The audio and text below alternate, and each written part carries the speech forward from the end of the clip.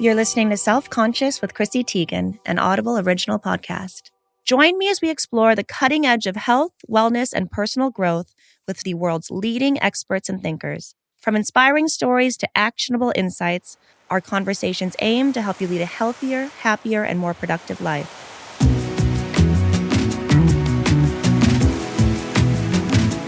For many, the search for happiness is an ongoing journey. Something we glimpse only in passing before it slips right through our fingers. We invest in careers, relationships, and material possessions, hoping they will bring us lasting joy. But more often than not, the satisfaction is temporary, and the contentment we seek feels just out of reach. The challenge of obtaining happiness lies not just in its pursuit, but in understanding what it truly is. A challenge made more complex by the pressures of modern life, where we're constantly bombarded with messages about what should make us happy, yet so often find those things fall short. My next guest, Valerie Tejeda, is an astrologist and the best-selling author of Cosmic Care, known for her unique approach to blending astrological wisdom with practical guidance for personal growth and self-care. In her Audible original, Happiness by the Signs, Valerie invites us to look at happiness not as a constant state of bliss, but as a path we walk each day, filled with meaningful connections, personal fulfillment, and self-discovery. Through astrology, she suggests we can tap into the energies of the cosmos to better understand ourselves, navigate life's challenges, and ultimately cultivate a deeper sense of joy and contentment. In our conversation today, Valerie will explain how she uses astrology as a framework for understanding and cultivating joy. Each of the 12 zodiac signs represents a distinct pillar of happiness that we are meant to cultivate. From the passionate drive of Aries to the reflective romanticism of Pisces, these pillars, she suggests, are not just astrological concepts, but universal principles that anyone can apply to enhance their well-being. Valerie Tejeda, welcome to Self-Conscious.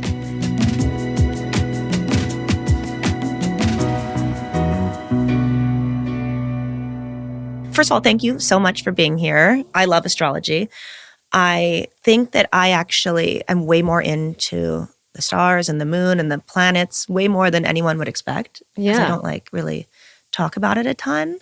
So for those of us with just a surface level of astrology, who perhaps just maybe read their daily horoscope and things or go on Instagram and follow their sign, basically, which is what I do, explain what the connection is between happiness and astrology.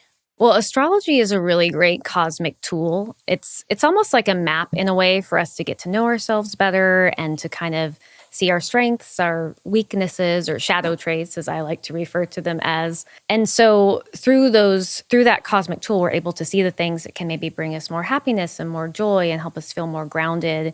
And so it is so much more than just a horoscope. And especially if you're also learning to connect to the moon phases and things like that, it can really help with just making yourself feel grounded and in tune with nature, with the universe.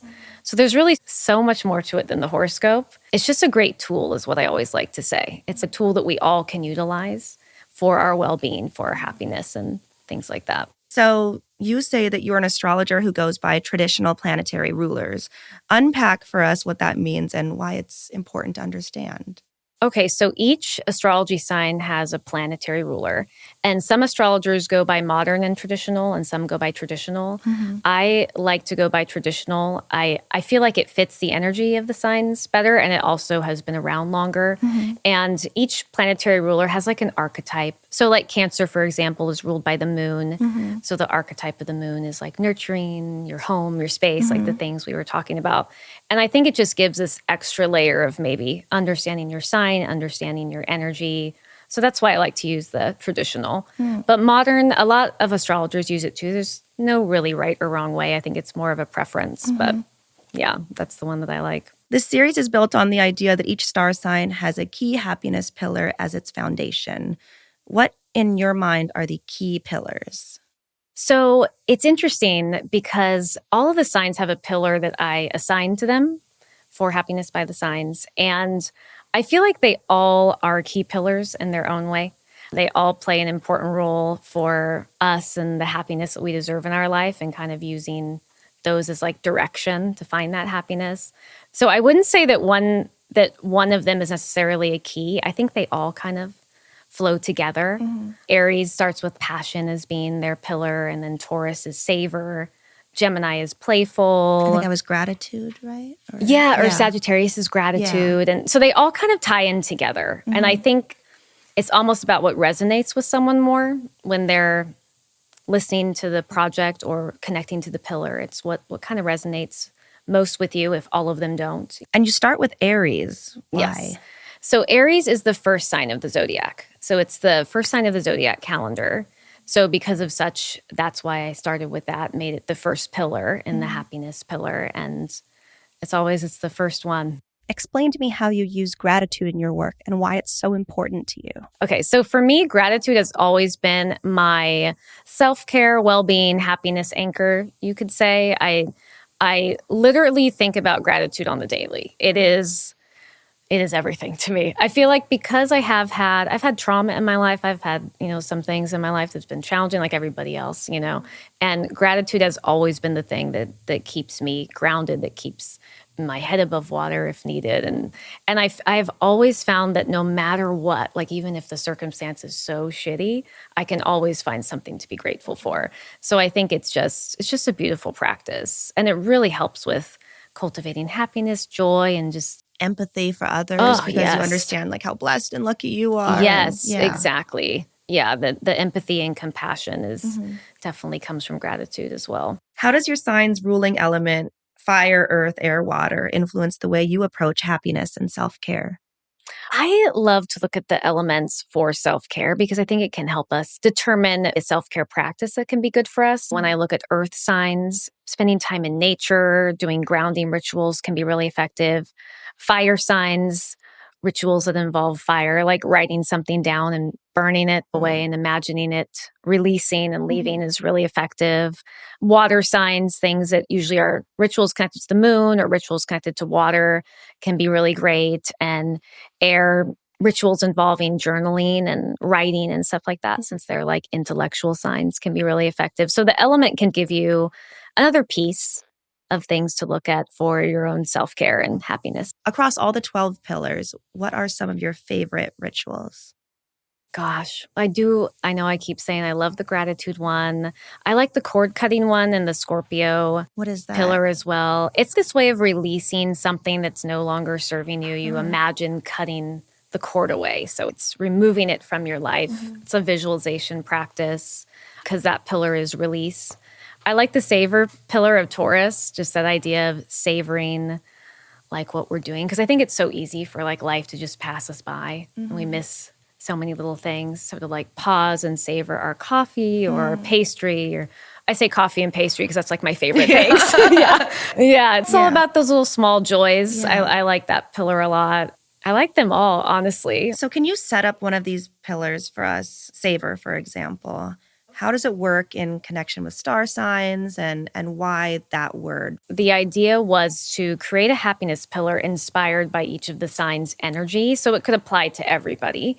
And when it came to savor with Taurus has this great ability of being grounded and savoring what's in front of them and enjoying the little things. And so that just fit perfect, in my opinion. I was like, oh, this is a great one that we all can learn from. We all can learn how to savor. And so that was how I came up with that. And then same with Cancer, their pillar is compassion. And that's just because Cancers, they have that deep empathy, that deep compassion, and it's something, again, that we all can learn from. And so that's what I did when I went through each sign. I thought about what the sign represents, their energies, and then thought of something that's kind of core to them that we all could utilize. So resilience is an ongoing theme in your work. How come? Well, I think because I've had to be resilient and learn how to be resilient a lot in my life. And I think it is just an important tool for all of us because we just never know what like life is going to throw our way. And having that resilience is like a battery. The more you're building that battery with doing things like that make you happy and bring you joy, what people don't realize is that builds that resilience battery. So then when life throws you something shitty, it's like, okay, I'm feeling this, I'm moving through this, but this isn't ending me because I have this resilience. And so I think it's just something I've had to learn a lot in my life. So now let's discuss how we can use all of this to connect more deeply with our partners. Yeah, well, astrology and then just happiness, cultivating our own happiness is so great for connecting with our partners because it can help build more empathy. It can help with compassion. It also, if we feel good, then we're better partners. Yeah. The more we're taking care of ourselves and working on ourselves, we're going to be better partners, better friends. And then astrology is so great too because it can just help us get to know other people better. I thought it was so interesting because you're a Sagittarius sun and John has a Sagittarius moon. I don't know if he knows that. No. But you said that he has a lot of Sagittariuses in his life, and a compatibility marker for like friendship or partners or whatever is if someone has the same sun as someone's moon. So I thought it was interesting that you guys had that. Cool. And that he has a lot of Sagittariuses. It's probably his moon sign drawing that energy. How can understanding the weaknesses of your zodiac sign help you avoid common pitfalls and create a more harmonious life? Like, what are my weaknesses? Tell me. Well, every sign has shadow traits, is what I always say. And I think learning those is really great. If you don't know what needs to be pruned away, you don't know how to grow. So you have to know those things about yourself so you can change them. So knowing the shadow traits of a sign, is one more controlling, or is one sign more manipulative, or I think whatever might be it is. Stubborn. Yeah. And it just helps you, know that about yourself. And then if you're like, okay, I want to work on that, then someone can keep an eye on that. As a Sagittarius, what are some of my shadow traits? Gosh. Well, Sagittarius is sometimes their shadow traits could be, maybe they can struggle with staying in one spot or staying with one thing. Yes. Or committing to something usually. And then also Sagittarius are known for their mouths, getting them in trouble. No. Like not like that's the biggie usually with them, and then not kind of staying in one spot. They can like run if they're feeling scared. Yeah. Yeah, I'm really good at just moving around in general. Always wanting to adapt to a new place is always like my big thing. One of my personal worst traits is like I'm very, and I blamed this actually on like my upbringing, because I never wanted to get used to something good for too long because it would always be like taken away or I'd lose it. So I'm very good at cutting people off. I can just never see. We can be extremely close, and then if I need to, I can survive pretty well never seeing you again. That is my absolute most toxic trait, is that I don't. But I mean, life will go on, and I'll think about it and how bad it was and stuff. But it comes very naturally to me. And it's terrible. That's definitely something that's connected to Sagittarius. Yeah. It's a hodgepodge of both, because we are defined so much by the environments we grew up in. 100%. Yeah. So that plus the actual moon. Yes, because like astrology is one piece, but we all have our own experiences and traumas and everything else that then shapes our personality. Yeah. Hey, it's Chrissy. Feeling today's conversation? Dig deeper with today's guest and hear more from all our groundbreaking guests on Audible. From bestsellers and new releases to podcasts and Audible originals, discover the next step on your journey. Go to audible.com/Chrissy on Audible. What does a Capricorn need? John is a Capricorn. He's very Capricorn. He's very calm, very mellow, and he's very go with the flow. So he's almost, in a weird way, willing to accept whatever I'm willing to give him, and like feels fulfilled and happy with it. But I'm also wondering what he actually needs most of. Well, Capricorns usually really love stability and support. Since they are a sign connected to like achievement and things like that. They like when they feel supported when they do those things. And they like someone that they're coming home to and feeling supported by. That's like a big thing for them. So I just need to exist, basically. Cool.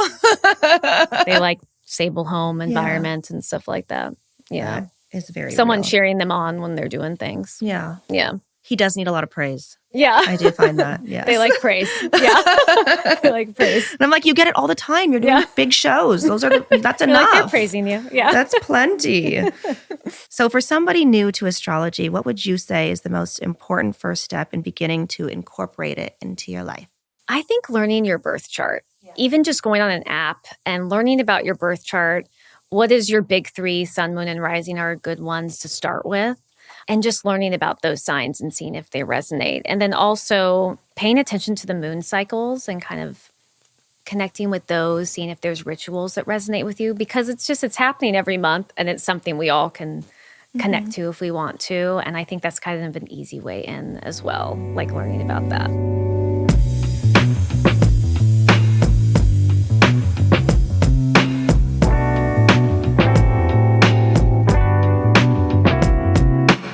And now for the toolkit. Each episode, our guests distill their expertise into practical and actionable insights. Today, Valerie Tejeda teaches us how to read my astrological birth chart. For a birth chart, you need to know your date of birth, also your time of birth and location. And it is a cosmic blueprint, so to speak, of the exact moment when you came into this earth. Okay, so you are a Sagittarius, and the happiness pillar connected to that is gratitude. But based on your birth chart, there's obviously a couple different happiness pillars. And I should clarify that the happiness pillars are, and they apply to everybody, but if you have that sign, you might feel more connected to it. You might resonate with it more. But your chart, you also have a Cancer moon and a Cancer rising. And that happiness pillar is compassion. Instead of just like, I'm a Sagittarius, you can have the moon sign, the rising, all of that. So you have Cancer moon, Cancer rising. It's strong energy for you. So you're very connected to the cycles of the moon. We're actually filming on a full moon today, which is so exciting. I do feel so connected to the moon too. That's why my daughter's name is Luna. Like when I first gave birth, there was this big, beautiful red moon. And we had no plans for her name or anything, but I just knew that I wanted it to be in the realm of nature. The moon is an important energy for you. Ooh. Very connected to the moon cycles. Being a Cancer rising, the moon is your chart ruler. So your Cancer moon is a prominent placement in addition to your Sagittarius sun, which is so cool because someone with a Cancer moon, a Cancer rising, their home is really important to them. Having people into their home. They love a really warm home. They're very nurturing. Your sun sign, though, Sagittarius, is in the 6th house. I'm taking notes. 6th house. How many houses are there? 12? Yes, okay. 12 houses. And yours being in the 6th house basically shows that you're someone who's very soothed by daily rituals, by doing things for your well-being, because that's the house of like health. So the more you're kind of leaning into that, the more you're doing things for your well-being, the more you're doing those daily things for yourself, kind of the better you're going to feel. And then your moon and your rising are in the 1st house. So that is the house of self. So a prominent energy for you. People who have Cancer moons, Cancer risings, they're drawn to spiritual things, mystical things. They're very nurturing. As we were saying, their home is so important to them. It's like their safe haven. They love to bring people into it. They really love to nurture other people and advocate for other people. And it's such an interesting combo with your Sagittarius because like we were saying, the Sagittarius, they really like to speak their truth. They are seekers. They're going to stand up for what's right. And so sometimes they're very misunderstood because of that reason, because they're speaking their truth and that's so important to them. They can just get misunderstood. That's definitely with you. You have such like depth and you like you said, you're connected to the moon. You're this spiritual person on this well-being journey. And that's a part of you people are learning more about. And I just think it's so beautiful. I love it. So do you have a ritual we could do that would closely align with my birth chart? I'm going to lead you through a loving kindness meditation ritual. And this ritual in Happiness by the Signs is connected to the Cancer pillar, which is perfect because you're Cancer moon rising, but it applies to everybody. You're sending loving kindness to yourself, but also to other people. And the reason this one I did for the Cancer chapter was because their pillar is compassion. So it's able to not only foster more love for ourselves, but also for other people. Okay, so to begin, you're going to close your eyes and allow your body to relax, get in a comfortable position. And then I'm going to have you take a few deep breaths in through your nose and out through your mouth. Just nice and slow. And that one more in through your nose and out through your mouth. And you can repeat that a couple times until you are feeling completely relaxed in your body. And so when you are ready with your eyes still closed, think of someone who you love, someone who brings up positive emotions for you, someone who gives you those warm, loving feelings when you think of them. It can be someone from your past, from your present. It could even be a fur baby, just someone who when you think of them, you feel good because you have a lot of love for them. Now I want you to imagine that this person who you love is standing right in front of you. They are smiling with warmth and kindness in their eyes, and they are looking at you. And as you look at them, allow all the love and those loving feelings you have for this person or this furry friend start to bubble to the surface. Feel those feelings of love and kindness. Feel that love pouring over you. And as you continue to look at this person that you love, say the words, may you be happy, may you be healthy, may you live with ease. Do you want to say it out loud? Okay. May you be happy. May you be healthy. May you live with ease. Perfect. And then you're going to repeat the phrase one more time. May you be happy. May you be healthy. May you live with ease. May you be happy. May you be healthy. May you live with ease. And as you are feeling these warm and beautiful feelings of love, now I want you to imagine that you are standing in front of yourself. And I want you to send that same love, warmth, and kindness that you were just wishing on that person that you love and that you have love for and that they have love for you, to wish that same love onto yourself. Oh my God. And then you want to feel that same love and that kindness and do so with a lack of judgment, just so much grace and understanding for yourself. And then we're going to say those same phrases, but this time it is, may I be happy, may I be healthy, may I live with ease. So you say it. May I be happy. May I be healthy. May I live with ease. And then you're going to take another deep breath and say it again. May I be happy. May I be healthy. May I live with ease.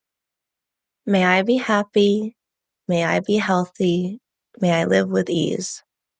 And now you're going to take a couple more deep breaths. And when you are ready, you'll open your eyes and you'll want to carry that feeling of compassion that you have for yourself with you throughout the rest of your day. And then you can go back to that ritual whenever you're feeling like you need to, when you feel like you need some extra love for yourself or to send some extra love for someone else. So how did that feel? I'll tell you, first of all, I picked one of my children. Oh, I love that. It was so easy to look at her and imagine that. And yeah, it just brought up big feelings. This gratitude ritual is connected to the Sagittarius pillar of gratitude, but it's a ritual that anyone can do at any time. And gratitude is it's just such a great thing to even do on the daily. Such a great practice, such an easy practice to do. So for this, same thing, we're going to begin by closing our eyes, getting comfortable, and taking some deep breaths. I did want to add too, for people who ever want to, for any of these rituals, you can set your space beforehand. That could look like burning some incense or lighting some candles or things like that, but it's never required. So for this, we will start by taking some deep breaths. And okay, so with your eyes still closed, reflect on a specific moment in your life that you feel grateful for. This could be something that happened today, something that happened yesterday, or a moment that took place years ago. And when you are reflecting on this moment, really put yourself back in that moment where you felt that gratitude. And as you consider the event, experience, or interaction, sit with the feelings that arise as you continue to take in a few more deep breaths.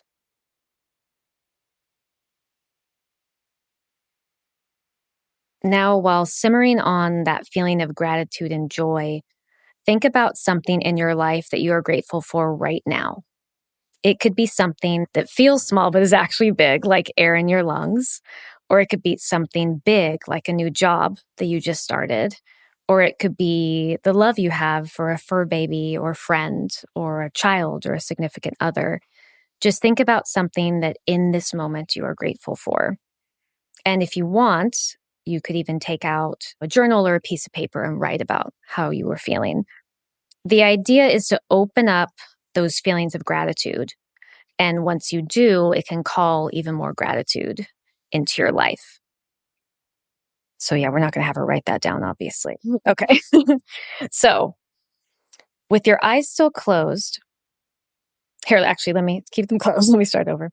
So now that you are thinking about the thing that you're grateful for right now, simmer on, how does it make you feel? Do you feel joy? Do you feel warmth? Do you feel love? Where do you feel it in your body? And really simmer on and bask on those feelings while you are taking some deep breaths. And now with your eyes still closed, imagine the feeling of this gratitude pouring all over your body like a warm hug. And with each breath, allow yourself to really sink into those feelings. And now we're going to recite a couple gratitude affirmations. So I will say them and you could just repeat them back. I am grateful for the abundance of blessings in my life. I am grateful for the abundance of blessings in my life. I welcome joy, love, and positive experiences. I welcome joy, love, and positive experiences. I appreciate the present moment. I appreciate the present moment. I am grateful for the little things. I am grateful for the little things. I give thanks to the universe for loving and supporting me always. I give thanks to the universe for loving and supporting me always. And then when you're ready, open your eyes and carry that feeling of gratitude with you. And this is definitely a ritual that can be a daily practice or one that you can add, even like with a journal thing too. You could write down what you're grateful for and do the same steps and then read them back and do that. But something that we can do on the daily. That one felt really special. Oh, good. And needed. Oh, good.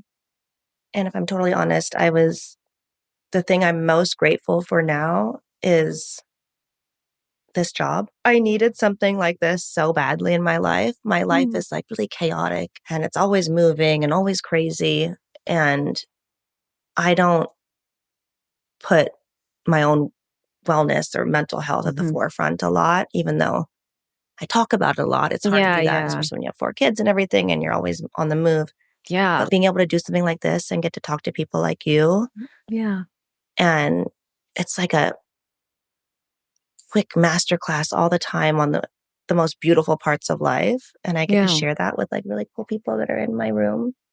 And this is, I think, the best thing that I've ever done for myself ever. So wow. Thank you. Oh, yeah. Thank you. That's amazing. Thank you so much for being here. I've been really intrigued by astrology for a really long time, but also felt very ignorant to all the things I didn't know about it. So it's been a very daunting thing to want to be a part of, but I'm so glad you're here to talk with me about it. Well, gosh, thank you so much for having me. I just feel so grateful to be on your podcast, and thank you for welcoming me into your home. Oh my God, I have a podcast. It's so weird. I know. To have other people say. But I'm so grateful. Thank you so much for having me. Valerie Tejeda, I want to thank you so much for joining me on Self-Conscious.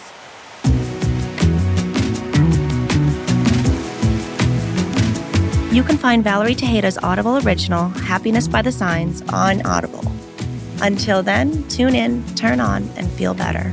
This is Chrissy Teigen, and you've been listening to Self-Conscious, an Audible original podcast.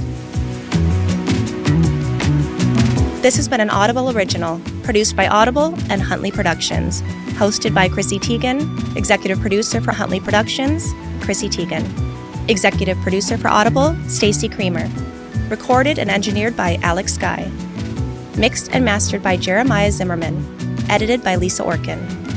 Head of Creative Development at Audible, Kate Navin. Chief Content Officer, Rachel Giazza.